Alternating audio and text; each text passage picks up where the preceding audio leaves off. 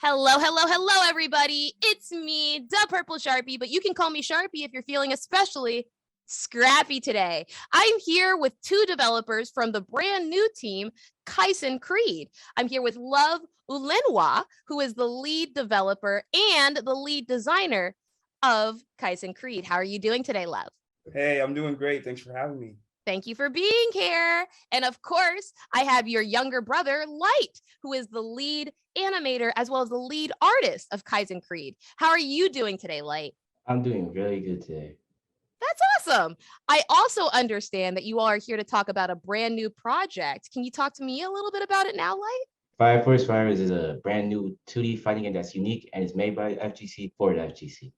Ooh, that's really enticing to me, an FGC player. I think we have a trailer. Let's go ahead and roll it.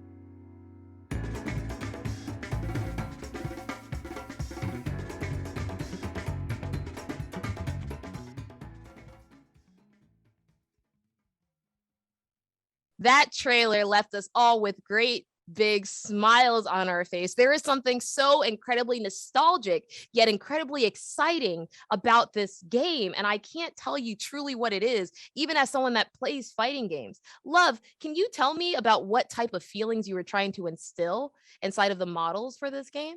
Yeah, when designing the characters for Fire Force Fighters, we want something simple but relatable. Like you can see with the designs of Coco and Pebbles, they're wearing just regular clothing that everybody else would wear. And I felt like that's something that we could relate to. And just going back to watching cartoons and anime, it's just all that simplicity and stuff that is super fun in their designs and their actions and their movements that we wanted to instill in our viewers and our players.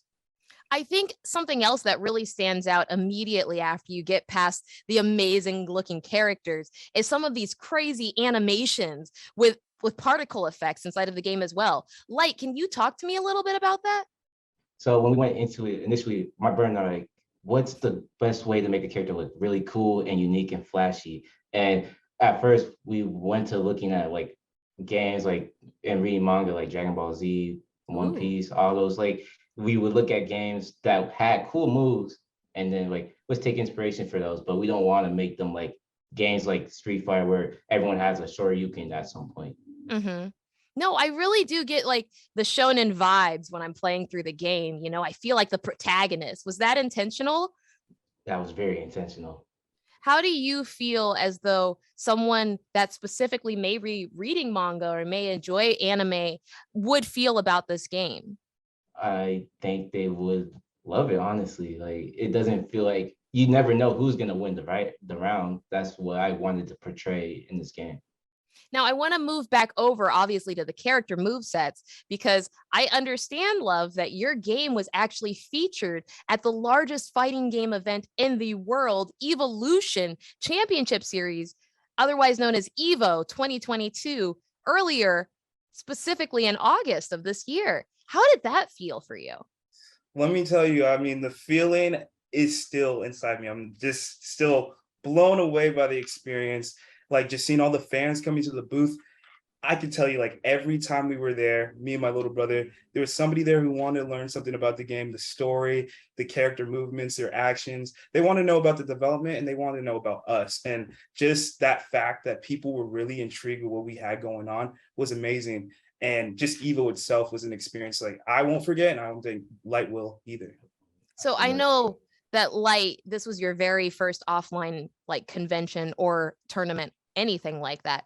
How did that feel going and seeing people playing your game, asking these questions, obviously coming up and wanting to learn more about the people who made that game? It made me feel nice because I don't really see the people's opinion on the game, and just hearing what their thoughts and what they liked and what they disliked about it helped me further improve the game even more. That's awesome. So, Love, obviously, Evo was an awesome opportunity for you to finally get offline experience with your game and to actually have people sitting there playing your game. But you all did kickstart this project for $40,000, and you have a Discord community of over 1,000 active followers. How have they been receiving the game? They've been receiving it really well, positive feedback all around. They've just really been excited. The feedback that we get is always something constructive. Like if they have something to say, it's not really to put us down, it's only to build us up. And just having that type of community that wants to see us succeed and wanted to see us win is something most people would die for. And we're just blessed to have them. 100%. I want to kind of talk about how you all have actually been also marketing your game to have a successful Kickstarter. My apologies. I know that you all are actually verified on TikTok, one of the very first games and game companies to actually do that outside of certain AAA models. How has TikTok influenced your social outreach with this game? Oh, it's humongous. It's so widespread the way that TikTok works. When you use it right, you can have such a lot of like so many viewers and so many likes and so many people to come see and express, like show their love for fighting games or anything in general. TikTok has actually been quite like amazing to the fact that we're probably one of the biggest indie fighting games on there alone, but competing on Twitter and stuff like that is a little bit harder. But TikTok is just like the kids want to see what we're making because it just resonates with them. So, Light, I understand that you are actually 19 years old and your brother Love over here is 23. You all are both very young inside of this game industry, and you're over here making a fighting game, one of the most difficult games to make, especially inside of the independent genre. Talk to me about how you feel competing against these huge titans, Light. Uh, it feels very nerve-wracking, but it feels very inspirational because it gives me the motivation. I always want a good challenge to always test where I'm at, and to go against these top dogs in the FGC. It's just it fires me up. I get that. I get that. I love that so much. And this seems to be a central theme inside of the game. The whole idea of having to fight, to showcase your energy and showcase your true fighting spirit. Was that also intentional inside of the game? It just seems to be like the vibe.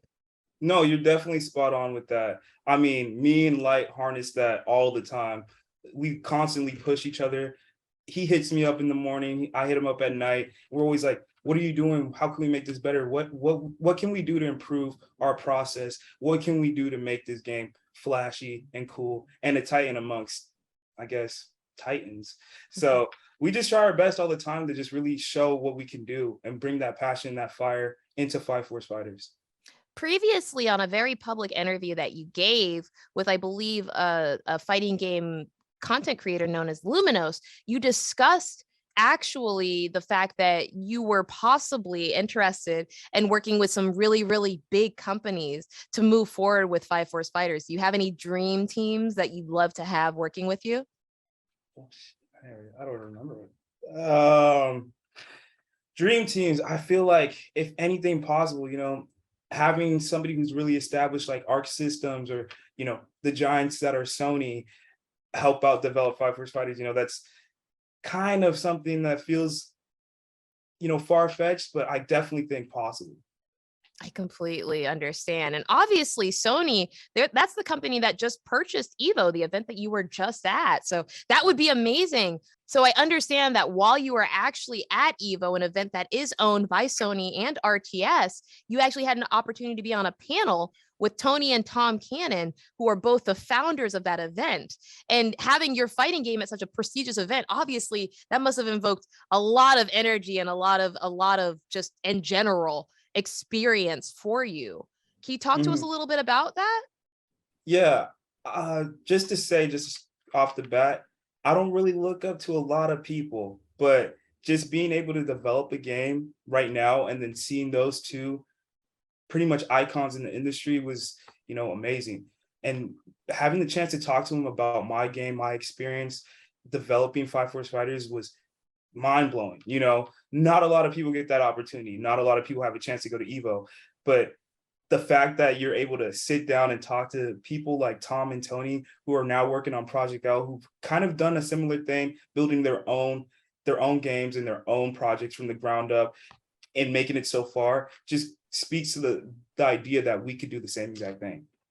Now, obviously, prior to working on Project L, they also made their own independent studio called, I believe, Rising Radiant, something that was then acquired by Riot. And obviously they were working on Rising Thunder, which has obviously moved into Project L territory. I want to move the conversation back over to Light here. And I'd like to actually get a little bit of your feedback here, Light.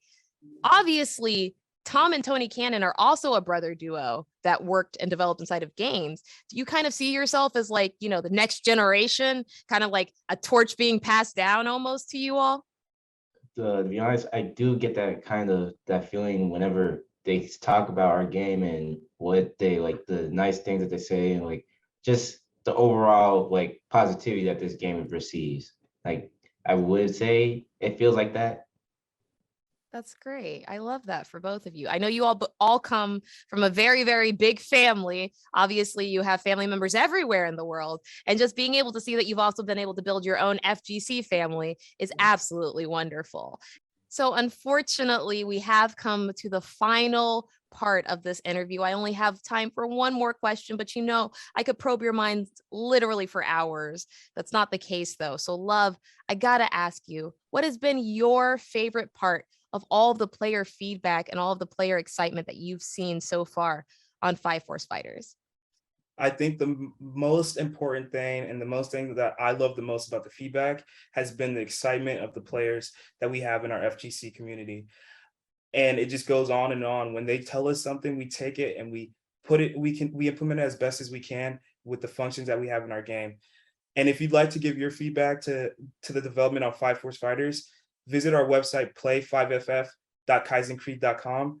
And if you want to support our game financially, it all starts with the player base. So you can join us at patreon.kaizencreed.com. And we'd love to have your support there. Thank you. Well, I know who I'm going to be supporting this upcoming season, and that's definitely going to be Kaizen Creed. Love, Light, thank you so much for your time. Thank you. Thanks for having us. All right, everybody, that's going to do it for me yet again. As always, if you're interested in playing Five Force Fighters, you can visit play5ff.kaizencreed.com to pick up the new demo, which has new animations, new graphics, and a new attitude for a new FGC. I'm Sharpie, and I'll see you later this Game Devs of Color Expo 2022.